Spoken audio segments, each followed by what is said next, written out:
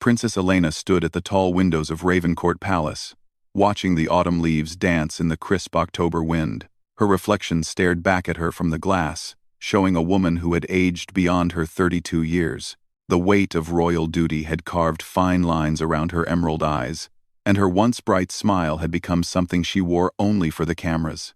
The kingdom of Avalancia buzzed with excitement about the upcoming Royal Winter Festival, but Elena felt nothing except the familiar ache in her chest. 3 years of marriage to Prince Alexander had brought her many things: a crown, respect from the people, and a life of luxury most could only dream of. But it had not brought her the one thing she had hoped for most desperately. "Your Highness," came a gentle voice from behind her. Elena turned to see Margaret, her lady-in-waiting and closest friend, holding a steaming cup of tea.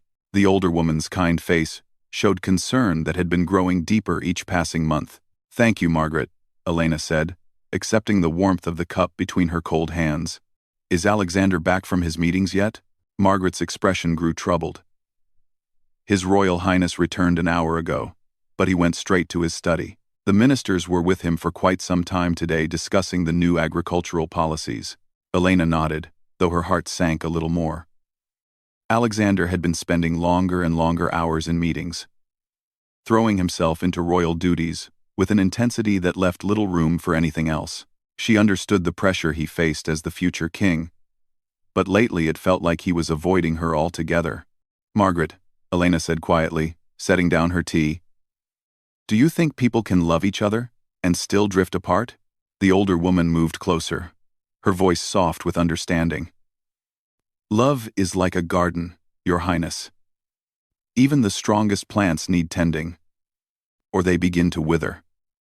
Elena's eyes filled with tears. She quickly blinked away. She and Alexander had fallen in love during university. Two young people who found joy in simple things like midnight walks and shared books. He had been the first person to see her as just Elena, not as the daughter of a diplomat who would one day serve the crown. Their wedding day had been magical, filled with genuine happiness and hope for their future together. But somewhere along the way, the magic had faded. The pressures of royal life, the constant scrutiny, and most painfully, their struggle to start a family, had slowly built walls between them. They were polite to each other, functioned well as a royal couple in public, but in private, they had become like two strangers sharing the same beautiful cage. "I should go see him," Elena said, though her feet felt heavy. "We need to discuss the festival arrangements." Margaret watched her with worried eyes. "Perhaps tonight you could have dinner together? Just the two of you? I could arrange for a quiet meal in your private dining room." Elena managed a small smile. "That would be lovely. Thank you for caring so much, Margaret." As Elena walked through the palace corridors toward Alexander's study, she passed portraits of his ancestors, kings and queens who had ruled Avalancia for centuries. Their painted eyes seemed to follow her, reminding her of the legacy she was supposed to help continue. The pressure was overwhelming sometimes, especially during the quiet moments when she allowed herself to feel the full weight of her disappointments. She paused outside Alexander's study door, hearing his deep voice on a phone call. Through the crack in the door, she could see him pacing behind his desk, one hand running through his dark hair in the gesture she had once found endearing. Now it just reminded her of his stress, his constant worry about being the prince the kingdom needed. "The Agricultural Committee wants to reduce funding for the Rural Development Program," Alexander was saying. "But those communities depend on that support. We cannot abandon them for political convenience." Elena felt a familiar flutter of admiration for her husband. Despite everything wrong between them personally, Alexander truly cared about their people. He worked tirelessly to improve life in Avalancia, often at the cost of his own well-being. She remembered why she had fallen in love with him in the first place: his genuine desire to serve others, his quiet strength, his thoughtful nature. When the call ended, Elena knocked softly and entered. Alexander looked up from his desk, covered with papers and reports. His blue eyes were tired, and she noticed he had lost weight recently. "Elena," he said, standing quickly, "I didn't hear you come in." It was the same question he asked every day, delivered with the same careful politeness. She knew he was thinking about last month's appointment with the fertility specialist, the latest in a long series of medical visits that had yielded no answers and very little hope. "I'm fine," she replied automatically, then caught herself. "Actually, no. I'm not fine, Alexander. We need to talk." Something shifted in his expression, a wariness that made her heart ache. When had they become so careful around each other? When had honest conversation become something to fear? "Of course," he said, gesturing to the comfortable chairs by the fireplace. "What's on your mind?" Elena sat down, choosing her words carefully. "I was thinking about the winter festival. Remember our first one together, when we were engaged? You convinced me to sneak away from the official ceremonies so we could build a snowman in the palace gardens." A ghost of a smile crossed Alexander's face. "You were worried about what people would think if they saw the future princess playing in the snow like a child. And you told me that the best rulers are the ones who remember how to find joy in simple things." Elena's voice grew softer. "When did we stop finding joy, Alexander?" The question hung in the air between them like a bridge neither was sure they should cross. Alexander's jaw tightened, and he looked away toward the window. "Life became more complicated," he said finally. "The responsibilities grew heavier. The expectations increased." "Is that all it is?" Elena asked, though she was afraid of the answer. "Because sometimes I feel like you can barely stand to be in the same room with me." Alexander turned back to her sharply. "Elena, that's not true. I would never." "Then why do you stay in your study until I'm asleep? Why do we only talk about schedules and official duties? Why does it feel like we're business partners instead of husband and wife?" The pain in her voice seemed to hit Alexander like a physical blow. He ran his hand through his hair again. A gesture she now realized was less about stress and more about trying to hold himself together. "Because every time I look at you," he said quietly, "I see the disappointment in your eyes. And I know I'm the cause of it. I know that I'm failing you in the most important way a husband can fail his wife." Elena's breath caught in her throat. "Alexander, what are you talking about? The doctors said there's nothing wrong with either of us medically, which means the problem must be something else. Something about us together." His voice grew strained. "Maybe we're trying too hard. Maybe the pressure I put on myself carries over to everything else. Maybe I'm not the right person to give you the family you want so badly." Tears spilled down Elena's cheeks as she realized the burden Alexander had been carrying alone. She had been so focused on her own pain, her own sense of failure, that she had missed seeing his guilt and self-blame. "Oh, Alexander," she whispered. "You think this is your fault?" "I don't know what else to think," he admitted. "I've watched the light dim in your eyes over these past months. I've seen how you flinch when people ask about children. I've felt how you pull away from me at night. And I know it's because being close to me only reminds you of what we don't have." Elena stood up and crossed to him, taking his hands in hers. They were cold and trembling slightly, betraying the emotional storm beneath his composed exterior. "You're wrong," she said firmly. "You're wrong about so many things. Yes, I want children desperately. Yes, it breaks my heart every month when we get disappointing news. But you are not a failure, and you are not the problem." Alexander searched her face, hope and doubt warring in his expression. "Then why does it feel like we're falling apart?" "Because we stopped talking to each other," Elena said. "We stopped sharing our pain instead of carrying it alone. We started protecting each other from our own feelings. And that protection became a wall between us." She reached up to touch his cheek, feeling the slight stubble and the warmth of his skin. "I pull away at night not because being close to you reminds me of what we don't have, but because I'm afraid that my sadness will drag you down further than it already has. I see how hard you work, how much pressure you're under, and I didn't want to add my problems to your burden." Alexander closed his eyes and leaned into her touch. "We've been protecting each other right out of our own marriage." "It seems that way," Elena agreed. "But Alexander, we're stronger than this. We've faced challenges before and found our way through them together. Remember when your father was ill, and everyone questioned whether you were ready to take on more responsibilities? You were terrified, but we worked through it together. That feels like a lifetime ago, Alexander said, but his voice carried a note of hope that had been missing for months. It doesn't have to, Elena said. We can find our way back to each other, but we have to stop trying to be perfect. Stop trying to protect each other from reality.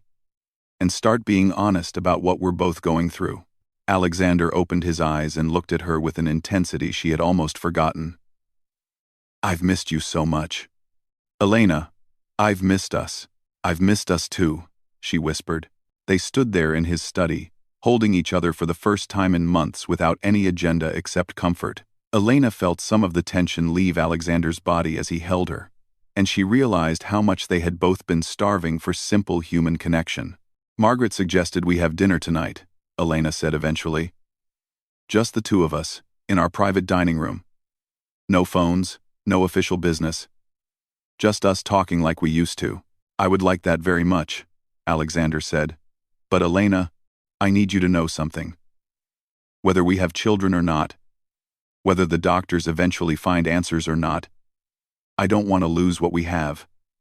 You are not just my wife, or my future queen. You're my best friend, my partner. The person I want to share my life with, regardless of what shape that life takes. Elena's tears started fresh, but these were tears of relief rather than sorrow. I needed to hear that, she said. I've been so focused on what we don't have, that I was losing sight of what we do have. We have each other, Alexander said simply. Everything else is just details we can work through together. As evening fell over Ravencourt Palace, Elena and Alexander sat down to dinner in their private dining room for the first time in over 2 months. Margaret had outdone herself, creating an atmosphere that was intimate and warm, with candles and Elena's favorite flowers creating a romantic glow. But the real magic happened when they began to talk. Really talk, not about schedules or duties, but about their fears, their hopes, their memories of happier times. Alexander told Elena about the pressure he felt to be perfect, to live up to his father's legacy while carving out his own path. Elena shared her struggles with the constant public scrutiny, the way every public appearance was analyzed for signs of pregnancy, the exhaustion of pretending to be strong all the time. Do you remember? Elena said over dessert. When we used to sneak down to the kitchen at midnight to make terrible grilled cheese sandwiches? Alexander laughed, the first real laugh she had heard from him in weeks. You nearly burned down the palace that one time when you forgot about the bread. I was distracted by your very serious lecture about cheese selection, Elena protested, grinning. You were so passionate about the proper cheese-to-bread ratio. It's an important culinary principle, Alexander said with mock seriousness. Then his expression grew softer. I miss those nights. I miss how easy everything felt when it was just us. It can still be just us, Elena said. Even with all the responsibilities and pressures. At the end of the day, we're still the same people who fell in love over shared books and midnight kitchen raids. Alexander reached across the table and took her hand. I want to remember how to be those people again. Then let's start tonight, Elena said. After dinner, want to go raid the kitchen? I promise to pay better attention to the bread this time. Alexander's smile lit up his whole face in a way that reminded Elena why she had fallen in love with him in the first place. It's a deal. But I'm choosing the cheese. As they prepared to leave the dining room together, Elena felt something she hadn't experienced in months. Hope. They still had challenges to face, problems to solve, and an uncertain future ahead. But for the first time in a long time, she felt like they would face those challenges together, rather than as two isolated people sharing the same space. The palace corridors seemed less imposing as they walked hand in hand toward the kitchen, talking and laughing like the young couple they had once been. Elena realized that sometimes the most important royal duties weren't the ones performed in public, but the quiet work of taking care of each other and remembering why love was worth fighting for in the first place. The kitchen raid had been exactly what Elena and Alexander needed. They had laughed until their sides hurt, burned 2 pieces of bread, and eaten perfectly imperfect grilled cheese sandwiches while sitting on the kitchen floor like teenagers. For a few precious hours, they had been just Elena and Alexander again, not the future king and queen of Avalancha. That night, they had fallen asleep in each other's arms for the first time in months, and Elena had woken feeling lighter than she had in ages. But morning brought its usual parade of responsibilities, and she wondered if their reconnection would survive the harsh light of royal duty. Her first test came at breakfast, when Alexander's private secretary, James, appeared with the day's schedule and an expression that meant trouble. "Your Royal Highnesses," James said carefully. "I'm afraid we have a situation that requires immediate attention." Elena felt her stomach tighten with familiar anxiety, but Alexander reached over and squeezed her hand under the table before addressing James. "What kind of situation?" Alexander asked. "The tabloids are running a story about your highnesses this morning. They're claiming there are serious problems in your marriage, citing anonymous palace sources who say you're sleeping in separate rooms and barely speaking to each other." Elena's face went pale. The irony was cruel. Just as they were finding their way back to each other, the media was inventing drama that wasn't far from what had actually been happening. "How bad is it?" Alexander asked, his jaw tightening. James hesitated. "The headlines are quite sensational. Royal marriage in crisis. Prince and princess leading separate lives. And unfortunately, palace insiders confirm fertility struggles. Destroying royal romance." Elena closed her eyes, feeling the weight of public scrutiny crashing back down on her. The private pain they had been working through was now entertainment for millions of people who knew nothing about their real lives. "We'll need to address this," Alexander said firmly. "I won't let lies about Elena be spread without response." "Actually," Elena said quietly, surprising both men, "maybe we shouldn't." Alexander turned to her with confusion. "Elena, we can't let them print lies about us." "But they're not entirely lies, are they?" Elena said, meeting his eyes. "Until yesterday, we weren't sleeping in the same room. We weren't talking to each other properly. We have been struggling with fertility issues. The only lie is that these things are currently destroying our marriage." Alexander studied her face, trying to understand where she was going with this. "What are you thinking?" he asked. Elena took a deep breath, an idea forming that felt both terrifying and liberating. "I'm thinking maybe it's time we controlled our own narrative instead of letting others write our story for us." Over the next few days, Elena and Alexander worked together on something unprecedented, a joint interview where they would speak honestly about the challenges of royal marriage, the pressures of public life, and yes, their struggles with starting a family. It was risky, potentially explosive, but it felt more authentic than the careful, sanitized public appearances they usually made. "Are you sure about this?" Margaret asked Elena as they prepared for the interview. "Once you say these things publicly, you can't take them back." Elena nodded, looking at herself in the mirror as Margaret adjusted her jewelry. "I'm tired of pretending everything is perfect all the time. Real people face real problems, and maybe it's time the royal family acknowledged that." The interview took place in the palace's informal sitting room, with soft lighting and comfortable chairs that made it feel more like a conversation than an interrogation. The journalist, Sarah Collins, was known for her thoughtful approach and had agreed to certain ground rules about sensitivity. "Your Royal Highnesses," Sarah began, "there has been considerable speculation about the state of your marriage. How do you respond to reports that you're experiencing serious difficulties?" Elena and Alexander exchanged a look, and Elena spoke first. "Marriage is work, Sarah. Anyone who tells you otherwise is either lying or hasn't been married very long. Alexander and I have faced challenges, like any couple does, but you're not like any couple," Sarah pointed out gently. "You're future monarchs. The pressure must be extraordinary." Alexander leaned forward slightly. "It is extraordinary. Every aspect of our lives is scrutinized, analyzed, and often misinterpreted. That pressure can either bring you closer together or drive you apart. And I'll be honest, there have been times when we've let it drive us apart." The interviewer's eyebrows raised slightly at this unexpected candor. "Can you elaborate on that?" Elena felt her heart racing but pressed on. When you're trying to be perfect all the time, when you're constantly aware that people are watching for any sign of weakness or failure, you can lose sight of what's actually important. You start protecting each other from your own vulnerabilities instead of sharing them. "We forgot how to be ourselves with each other," Alexander added. We were so busy being the prince and princess everyone expected us to be, that we stopped being the husband and wife we actually are. Sarah nodded, clearly moved by their honesty. There have also been reports about fertility struggles. Given how personal this is, I understand if you'd prefer not to discuss it. Elena took a shaky breath.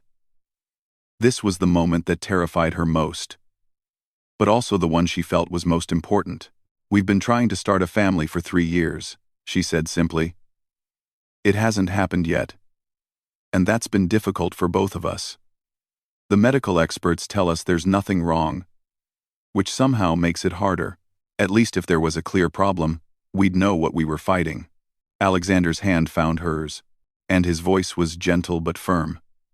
What I want people to understand is that fertility struggles don't mean there's something wrong with your marriage. They don't mean you're being punished or that you're not meant to be parents. They just mean you're dealing with something that affects many couples, and you need support, not speculation. The hardest part, Elena continued, wasn't the medical appointments or the disappointment. It was the way we started blaming ourselves and pulling away from each other. I was so afraid of being a burden to Alexander, and he was so afraid of disappointing me that we nearly lost each other in the process. Sarah leaned forward with genuine curiosity. What changed? How did you find your way back? Alexander smiled, and Elena saw the warmth in his eyes that had been missing for so long. We remembered that we're on the same team. We stopped trying to protect each other from our problems and started working through them together. We also remembered why we fell in love in the first place. Elena added. It wasn't because we thought the other person was perfect. It was because we saw each other's real selves and wanted to build a life together. The interview continued for another hour, covering their work, their hopes for Avalanche's future, and their commitment to using their platform to help others facing similar challenges. When it was over, Elena felt emotionally drained, but oddly peaceful. How do you think people will react? Alexander asked, as they walked back to their private quarters. Honestly, some will criticize us for being too open. Others might appreciate the honesty. But I feel better knowing that our story is being told by us, in our own words. The public reaction was mixed, as Elena had predicted, but overwhelmingly positive. Letters poured in from couples facing fertility struggles, from young marrieds dealing with pressure, from people who simply appreciated seeing their future monarchs as real human beings with real challenges. But the most unexpected response came from Alexander's mother, Queen Isabella, who requested a private meeting with them both. Elena had always found the Queen intimidating. Isabella was gracious and kind, but she represented tradition, duty, and the weight of centuries of royal protocol. Elena wasn't sure how she would react to their very public departure from the usual royal reserve. They met in the Queen's private study, a room Elena had only been in a handful of times. Isabella looked elegant as always, but there was something softer in her expression than Elena was used to seeing. Please, sit, Isabella said, gesturing to the chairs across from her desk. I wanted to speak with you both about the interview. Elena braced herself for criticism, but the Queen's first words surprised her. That was the bravest thing I've seen a member of this family do in 20 years, Isabella said simply. Alexander blinked in surprise. Mother? Isabella smiled, and suddenly she looked less like an intimidating queen and more like a concerned mother-in-law. Do you think your father and I never struggled? Do you think royal marriages are immune to the challenges that face every other couple?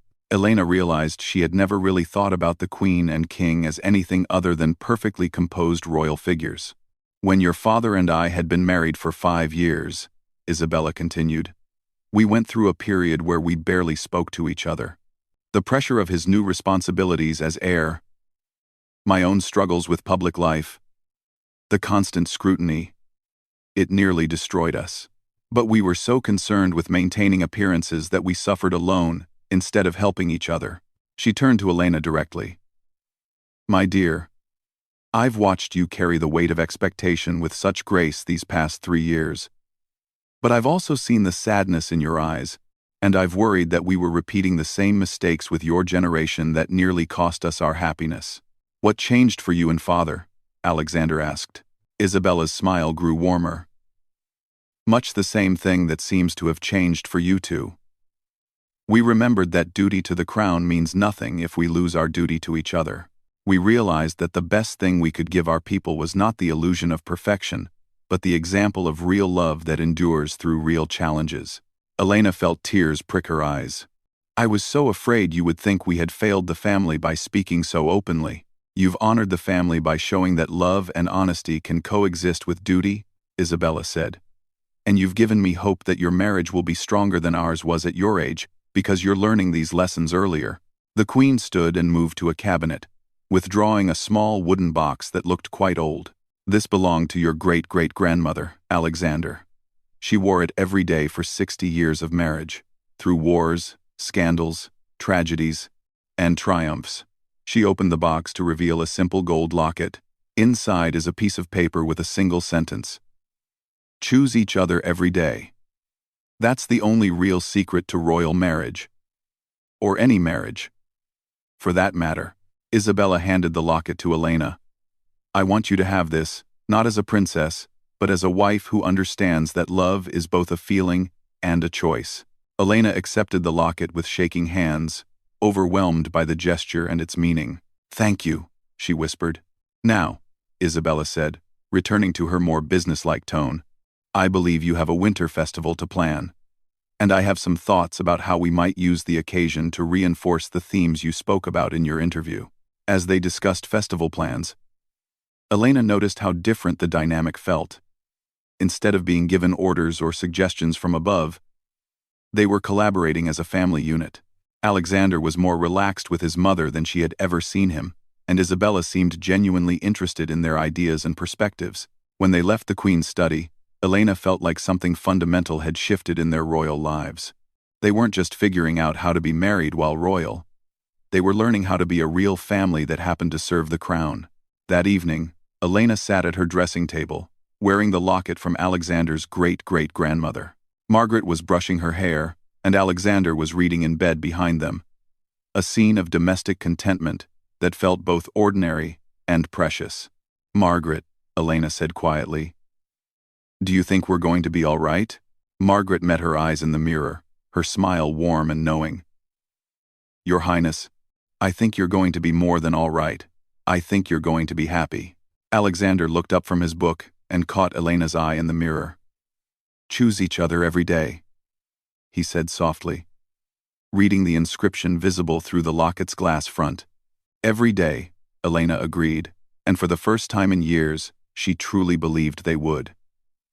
6 months had passed since Elena and Alexander's groundbreaking interview, and the winter festival was finally upon them. As Elena stood in the same spot by the palace windows where this journey had begun, she marveled at how much had changed, not just between her and Alexander, but within herself. The woman looking back at her from the glass was different now.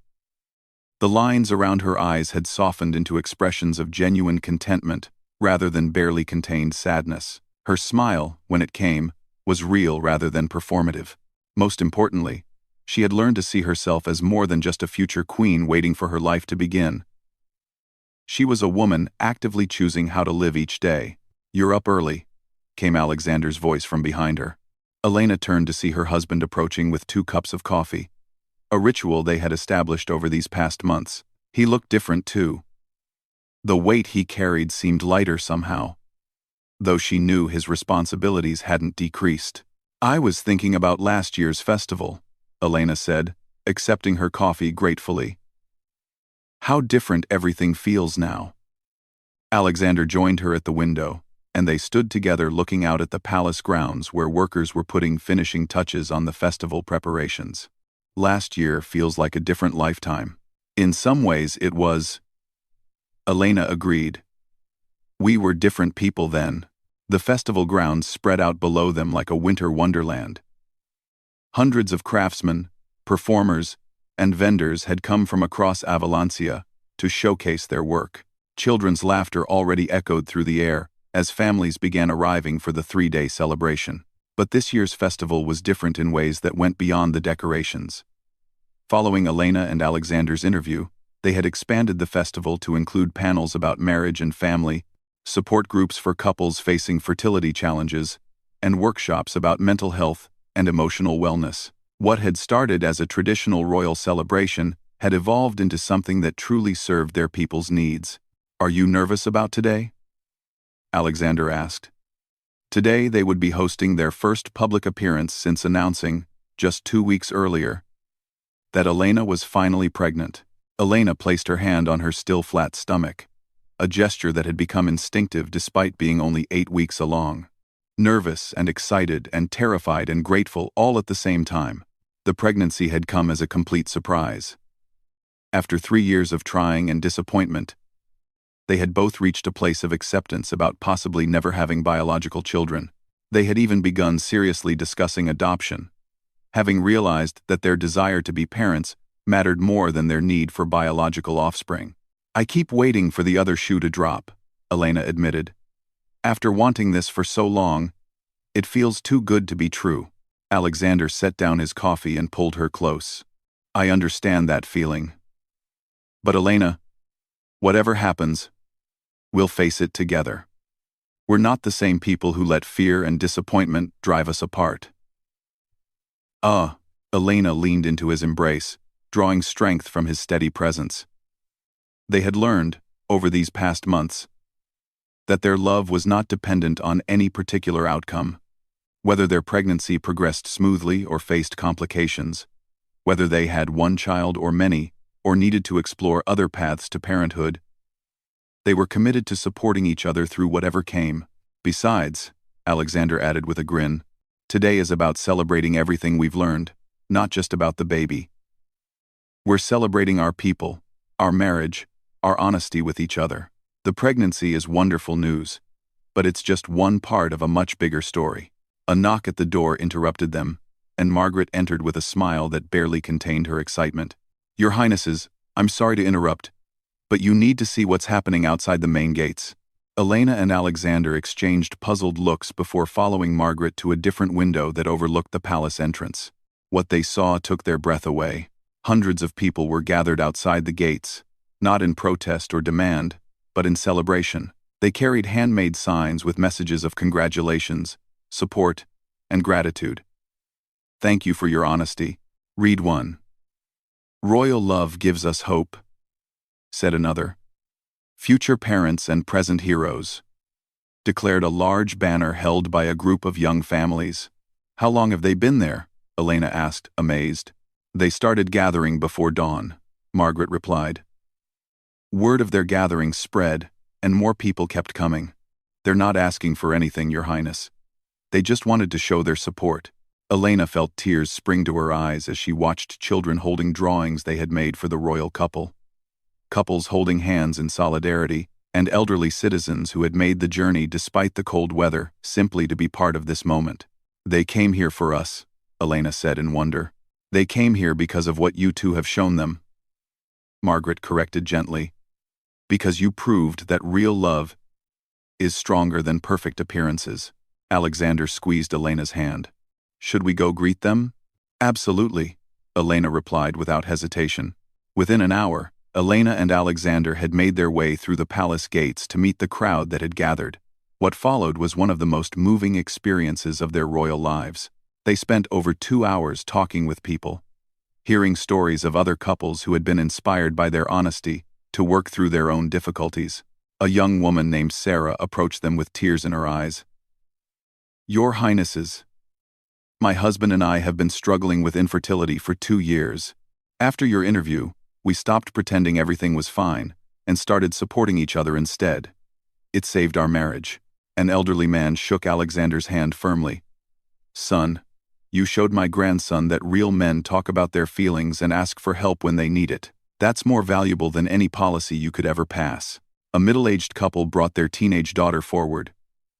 "We wanted our daughter to see what a healthy marriage looks like," the mother explained. "Not perfect, but honest and committed." Story after story poured out.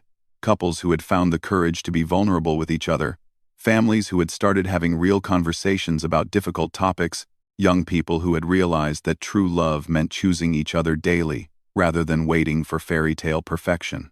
"This is what our marriage was always supposed to be about," Elena whispered to Alexander as they finally made their way back toward the palace.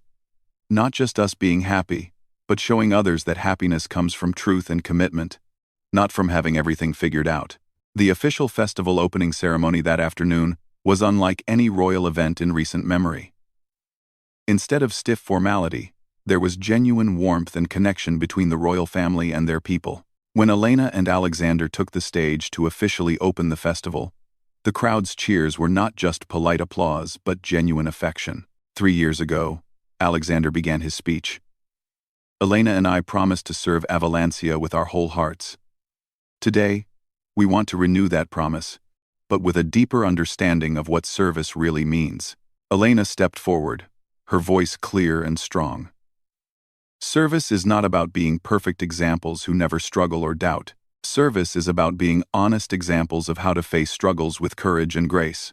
Today we open not just a festival, but a new chapter in how our royal family connects with all of you. Alexander continued. We want to be leaders who understand your real challenges because we face real challenges too. Elena's hand moved instinctively to her stomach again. In a few months, God willing, Alexander and I will become parents. But we want you to know that our ability to love and serve Avalancia has never depended on whether we became biological parents.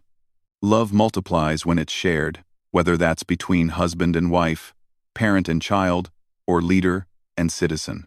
We have learned, Alexander said, his voice growing stronger, that the strongest foundations are built on truth, not appearances. That the best leaders are those who know how to ask for help, not those who pretend they never need it. That real love is not the absence of problems, but the commitment to face problems together. Elena looked out at the sea of faces before them. Young and old, rich and poor, families and individuals who had come together to celebrate community and connection. So today, we invite you not just to enjoy music and food and crafts, but to celebrate the bonds that hold us all together, to appreciate the marriages and families and friendships that make up the true strength of Avalancia, to remember that we are all in this life together, supporting each other through whatever comes. The crowd erupted in applause, but more than that, Elena could see tears of recognition in many faces. They had touched something real and deep in their people's hearts. As the day progressed, Elena and Alexander moved through the festival crowds with an ease and joy that neither had experienced before in public events. They were no longer performing their roles as prince and princess. They were genuinely engaging as people who cared about the lives and well-being of their fellow citizens. They visited the marriage and family support booths that had been set up, talking with counselors and couples about resources for healthy relationships. They spent time at the children's activity areas, playing games and listening to young voices talk about their dreams for the future. They toured the craftsmen's exhibits, learning about traditional Avalancian arts and the modern challenges facing skilled workers. Look at them, Margaret said to James, Alexander's private secretary, as they watched the royal couple teaching a group of children how to build snow sculptures. They're exactly where they're supposed to be. It's remarkable, James agreed. 6 months ago, I worried about their marriage surviving the pressure. Now they're stronger than ever, and that strength is making them better leaders. As evening fell, the festival's final event was a lighting ceremony where hundreds of lanterns would be released into the winter sky. Elena and Alexander stood together on the main platform, each holding a lantern they had written on earlier. What did you write on yours? Elena asked quietly. Alexander smiled. Gratitude. For you, for us, for the chance to serve these people honestly. What about you? Ax. Gan. Elena looked down at her lantern, where she had written in careful script. Choose love. Choose truth. Choose each other, every day. Perfect, Alexander said softly, as they released their lanterns together, watching them float upward with hundreds of others in a galaxy of warm light against the dark winter sky. Elena felt a profound sense of completion. Not the completion of having everything figured out, but the completion of finally understanding what really mattered. The crowd below began singing the traditional Avalancian blessing song, their voices joining together in harmony that seemed to fill the entire kingdom with hope. Elena felt the baby flutter inside her for the first time, just the faintest movement, but unmistakably real. Alexander, she whispered, taking his hand and placing it on her stomach. He went completely still for a moment, then his face lit up with wonder as he felt the tiny movement. Our little one is celebrating too, Elena nodded, tears of joy streaming down her face. But even as she reveled in this moment of new life, she knew their happiness wasn't dependent on it. They had learned to find joy in each other, in their service, in the daily choice to love, despite uncertainty. "Do you remember what you told me on our wedding day?" Elena asked. "You said our love story was just beginning." Alexander nodded, his eyes soft with memory and hope. "I think you were wrong," Elena said with a gentle smile. "Our love story had already been written. What began that day, and what we're continuing every day since, is the story of how we choose to live that love." As the lanterns disappeared into the star-filled sky and the crowd began to disperse, Elena and Alexander remained on the platform for a few extra minutes, holding each other and watching their people head home to their own families and their own daily choices about love and commitment. "Ready to go home?" Alexander asked eventually. Elena looked out at the kingdom spread before them, at the palace that had become not just their residence but their true home, at the life they had built together through honesty and determination. "Yes," she said simply. "Let's go home." Hand in hand, they walked back toward Ravencourt Palace, their footsteps echoing together on the stone path. Behind them, the festival grounds gradually grew quiet, but the light of the lanterns continued to shine in the distance like stars that had chosen to stay close to Earth. In the months that followed, their daughter would be born healthy and perfect, bringing them joy beyond measure. But that joy would be an addition to happiness they had already found in each other, not the source of it. They would face new challenges as parents and as future monarchs, but they would face them as partners who had learned that love is both a feeling to be treasured and a choice to be made new each day. Years later, when their daughter asked about the secret to a happy marriage, Elena would take out the old gold locket that had belonged to Alexander's great-great-grandmother and share the wisdom written inside. Choose each other every day. And she would add her own hard-won understanding. Even when it's difficult, especially when it's difficult, choose truth, choose vulnerability, choose love, and everything else will follow. But that night, as they walked home together under the winter stars, they were simply Elena and Alexander, two people who had found their way back to each other and forward into a future they would write together. One honest, loving choice at a time.